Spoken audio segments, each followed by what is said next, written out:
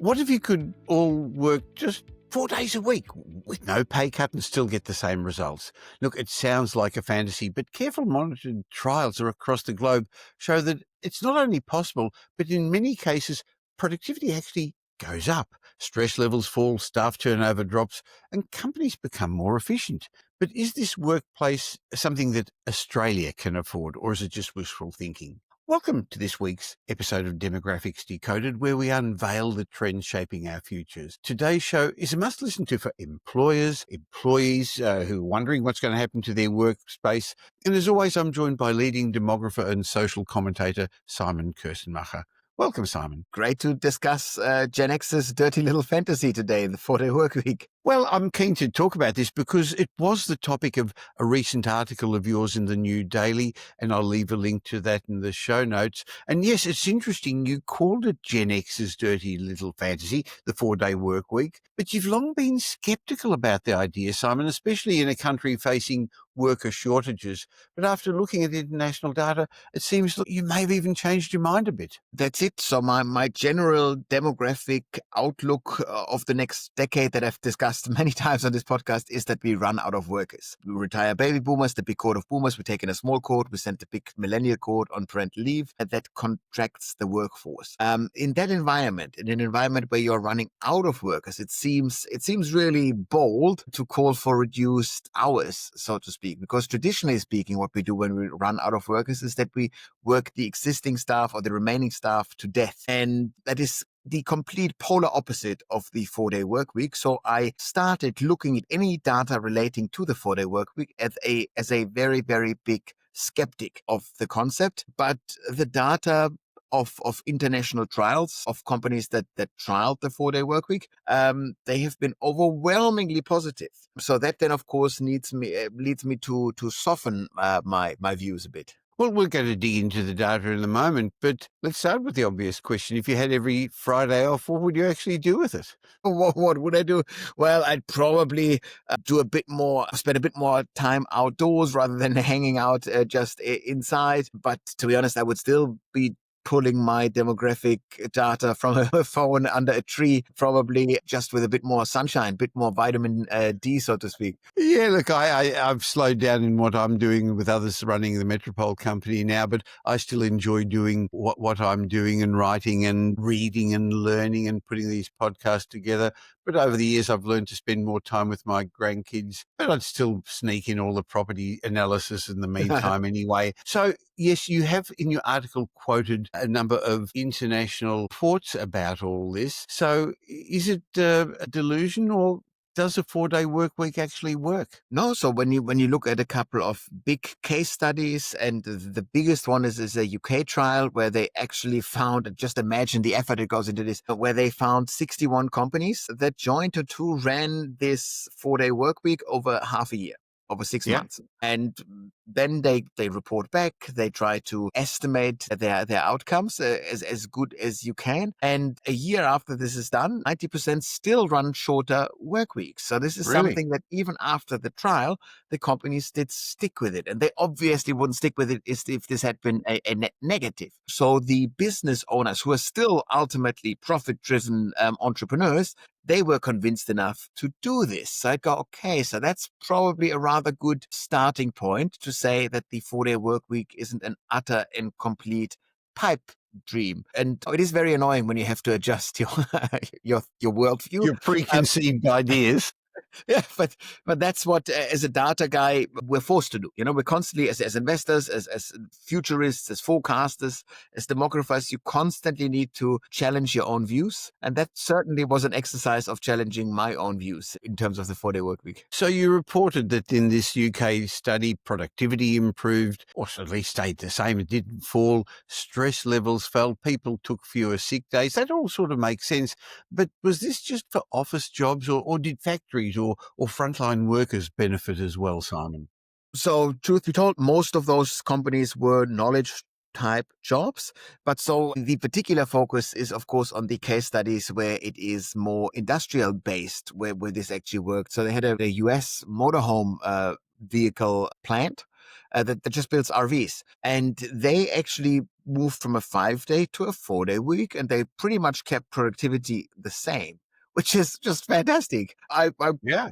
I'm quite impressed. And of course, you don't do this just by cracking the whip for 4 days and say you need to be working faster or longer hours. It's actually the same amount of hours. Just all of a sudden, this limiting compressing of time somehow creates enough pressure then for an organization to actually do the hard work of optimizing workflows, of finding ways to be more productive, to condensing certain kind of processes into faster things. Quite often meetings in the knowledge economy jobs were shortened significantly, and all of a sudden you free up a bit of time. So that's quite cool that worked so well, especially in a conveyor belt construction type or manufacturing type job. Very, very impressive. They had a story of a brewery in London where you kept production at the same level, but you rotate staff in a smarter way, and somehow you could then condense this on 4 days and you still get the same output. I find these things impressive. Of course, the critic in me always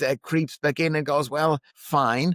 But theoretically, couldn't we just improve the productivity? Couldn't we condense processes and then have still people work 5 days and we're then even more productive? And yes, sure, give more money to the workers if they're more productive and Yes. something like this. So that's the skeptic in me. But I do understand, of course, as a knowledge worker who creates columns and so forth. Sometimes I can write a column in a couple of hours if the flow is really good, and sometimes I need a day and a half for it. And so who knows how much of this is just me being lazy, not being focused enough. But under pressure, you can create stuff rather fast. Is this the same quality? Do you cut corners in a way? I don't know, to be honest. But ultimately, I'd say this put me more optimistic about being able to condense hours in the long run. It's a bit like when you go away on holidays, you get a lot more done in that last week and everything clears from your desk and all the jobs that have been hanging around seem to get done. So you're right. It's actually being more productive in that shorter period of time. Of course, the corollary to that, what you've suggested is, well, why can't you do that and be more productive over 5 days? I guess the other question is, do people fall back to old habits, though? But from what you're suggesting, it continued on. It wasn't No, just a one-off effect. and so of course, if you play devil's advocate here, you say, well, who are the companies who are volunteering to be in a trial? Nobody put a gun to their head and said you have to do this. So these are companies that actually want to do this. So these are companies where leadership is fully on board, where leadership goes, why not? Why not try to give our workers an additional day off and keep productivity the same? Why not? What do we have to lose in this process? So it's a self-selected sample. It would be much more interesting if these 61 companies had been randomly collected out of the Yes, the yes. overall UK economy, which you can't do. That's a bit rough. These are businesses that aren't in control over their own operations. But that's, of course, what would be interesting, is to randomize these kind of trials. You can't do it. And so we're stuck with the data that we do have. But there are, of course, a couple of small number of trial participants where the stuff did not work. So we also need to look at them and take potential lessons from their mistakes. Was that because they were in certain sectors, certain industries, or was it more to do with management and the way they played out this shorter work week? Yeah, no, it's not so much management, because the management that actually signed the companies up tend to be on board. They tend to like the idea, otherwise they wouldn't sign up. So it's much more the sectors. It's healthcare was the biggest challenge. And so there's a story of this Swedish hospital where you saw actually care increase. The quality of care increases in the 4-day work environment, but you can't cover the same amount of shifts. And Yes, yeah. the same amount of people. You need more people to cover all of those shifts. And then you come back to the problem of not having enough nursing personnel or something like this to begin with. And so then you need to hire new nurses, which are hard to find. Even if you can find them, that then blows up the budgets. And you go, well, that's not very affordable in the long run. So yeah, so even in the British trial, the companies that did run into scheduling problems, they just realized that sometimes the timetabling is too complex and you need more people just to make this this work. Yeah, so it's probably not for everyone, but it's probably the 4-day work week is an option for more people or for more businesses than no businesses at all. So that makes it a new option, which of course, in this environment of us running out of workers, in the environment of employers becoming more desperate for staff, that is quite an retention tool, isn't it? And you go, Yes, of course. do you want to work for this company and you work for 5 days, or you want to work for me and you work for 4 days? I know what contract I would sign. You touched on it a little bit already, but why does the model work in so many cases? Yeah, so first and foremost, there's the sample bias. That's the people that actually want this to succeed. You could easily sabotage this, I'm sure. If you are a business, if you are the leader and you somehow get forced to do this trial, you could sabotage it and make sure that productivity goes down for a couple of months. And then you go, well, look at this. And then we go back to a 5-day work week. That'd be easy to do. What we did see is that these people in these 4-day work week trials, they didn't magically work faster and were just stressed out like crazy. But it's just that this really forced businesses to cut waste, to cut, not to cut corners, but to make sure that you run fewer meetings, that you run meetings more deliberately, that you actually look at your workflows, that you figure out what works, what doesn't work. Think that you finally make the push for more automation, because we know how difficult it is to change a operating business where you go, well, sure, we could invest into automation. It's capital intensive. We need to stop or interrupt production for a while. It's an unknown, rather not. Yeah, so that's brutal that we did not do this. Now we do it because we're forced by the 4-day workweek trial, and all of a sudden that then works. At staff, this is an exciting thing. So the idea of actually a business going, now we do something new, it will ultimately be not just great for the bottom line, it will be great for you as workers. This is more a benefit to the workers rather than the business. And if a business pushes this towards their workforce, just imagine the kind of wonderful energy that creates in a workforce. So obviously your staff is more motivated. Obviously that they're healthier, which should then lead to fewer sick days, which is good for productivity, which is also good for retention, cheaper insurance costs, blah, blah, blah. So I get it. That is rather good. It should also be good potentially for the broader economy if your population has another day to just do whatever they want. They would spend money. Spend more money. Bit of money. So that in leisure time. Should drive up consumption as well, which many businesses would like. Now, in your article, you wrote about the 180-100 model. Could you explain that? Yeah, so that's a shortcut to say you get 100% of pay, but you only put in 80% of your hours, so 4 rather than 5 days, that's 80%. And somehow at the end, magically, you get 100% productivity out. So that's quite a clear set of expectations. It's a promise from the workers to the bosses that they get the 100% productivity, and it is a promise from the bosses to the workers that they only need to pay for that they get full pay for only 80% of the time. So it's this two-way street kind of narrative that is captured in this simple 180-100 figure, which sounds kind of fun. Well, it's interesting because just doing some homework before our chat, I saw that there's a number of large Australian companies that are trialing this 180-100 model, including Unilever, Medibank, Tree, a number of others, and it seems to be working. Again, to me, it was counterintuitive, and we know that the Victorian Premier Jacinta Allen was suggesting that this should be standard moving forward. Yeah, so that's where I see a problem in terms of mandating these kind of things. I think that doesn't really work because then part of the magic is gone. Part of the magic of the 4-day work week is that it is not the norm. It is that it is something that you actually proactively work towards. That you go, boy, if I can get this, that's nice. So so I rather actually then you still have the deal in that you go, I put in essentially more effort to get the 100% outcome, and then I get another day off. It's a good trade-off that you offer to your workers. If this were to become the complete norm, the 4-day work week, then that's normalized, and I would not be sure that then the idea to actually put the extra effort in stays as high as it is in the current system. That makes sense. So how do you see it playing out in Australia moving forward? I'm now convinced that there will be more industries or more particular businesses that will be the case. So I think that for some businesses, this will go up. I can't really believe still, I remain skeptical that this will be the norm. Ultimately, if I look at, for example, the biggest job in Australia, retail assistants, these are shopkeepers that stand in 7-Eleven and sell you your stuff, that stand in a supermarket, that stand in a retail shop. They are there by the hour. There are plenty of jobs where just your hourly presence is being rewarded. And it makes no sense to me. You cannot be more productive in that job by anything. It's just the time No. that you have. And so that rules out the biggest job, for example, that we have. So with teaching, okay, could we do this? Could we do with fewer teacher hours? We run out of teachers like crazy, and we do need face-to-face time with teachers and students. So I don't see this work there either, for example. Just two jobs where I see this difficult. Then we know that healthcare and social assistance is the fastest growing industry segment in Australia in the future.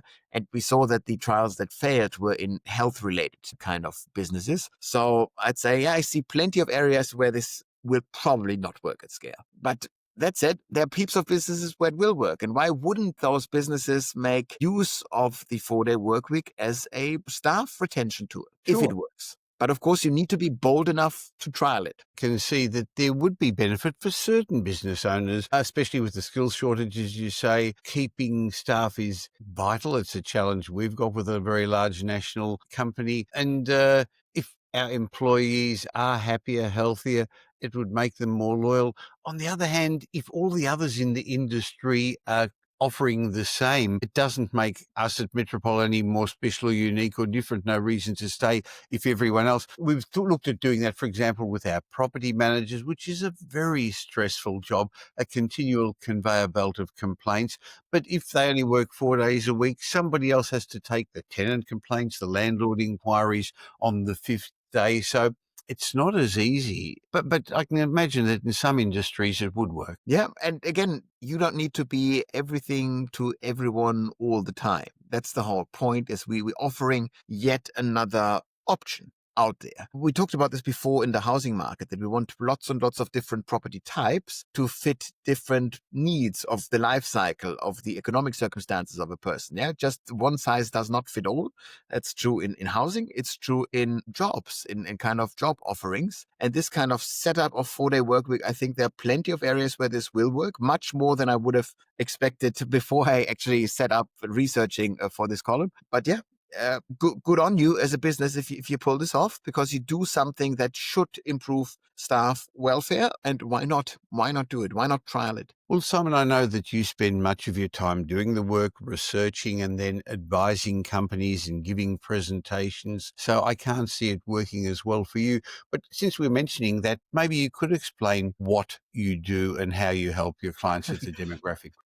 Yes, so I don't work a 4-day work week. I work very interrupted, so that I do demographics all day, every day, with a lot of family time in between. And then I go out to businesses, to conferences, to events, and I talk about the demographic perspective of whatever this business does. I try to show people their own familiar industry, business through the demographic lens, and we then have a nice discussion about how this thing changes in the future. Well, I know that there's lots of benefits for that. In fact, before we press the record button, we spoke about one of our clients at Metropole who approached me and said, how can I get Simon to speak to my national organisation? So I put him on to Fiona at your office, and I'll leave a link in the show notes for that for anyone else who's interested. This gentleman happens to be a solicitor who we've given property and wealth advice to, even though he's a solicitor and understands these things. That's what our team at Metropole does. We're much more than just buyers agents. We help our clients grow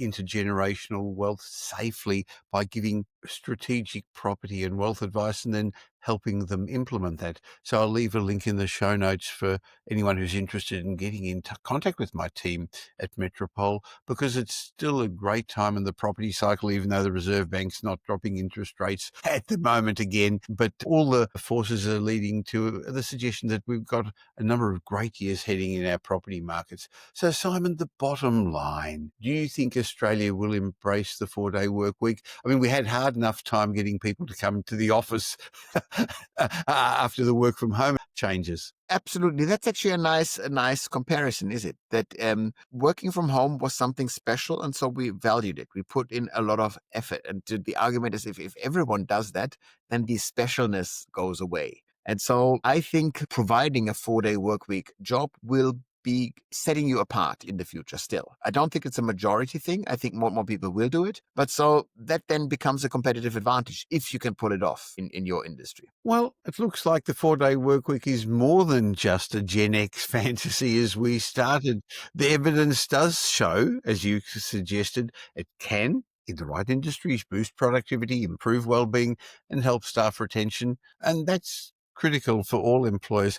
Of course, as we said, it won't work everywhere, but some industries may find it as the way moving forward. So, Simon, thank you for that explanation. And for those of you who are listening to this or watching us, if you found this interesting and useful, please share this show with somebody else. Every time you do, you're helping us pass the message on to others who would benefit, understanding what's ahead for their future. And similarly, if you don't currently subscribe to this, wherever you're watching or listening to this, subscribe to this channel so that each week you get the benefit of Simon and my discussion. Simon, next week I'd like to talk about some of the things that won't be around in 20 years' time that we take for granted today. I'd like you to have a look into the future. Let's do that. Let's look into the crystal ball to see what we can delete from our everyday life very soon. Including one day of week's work. We should bring that one up too.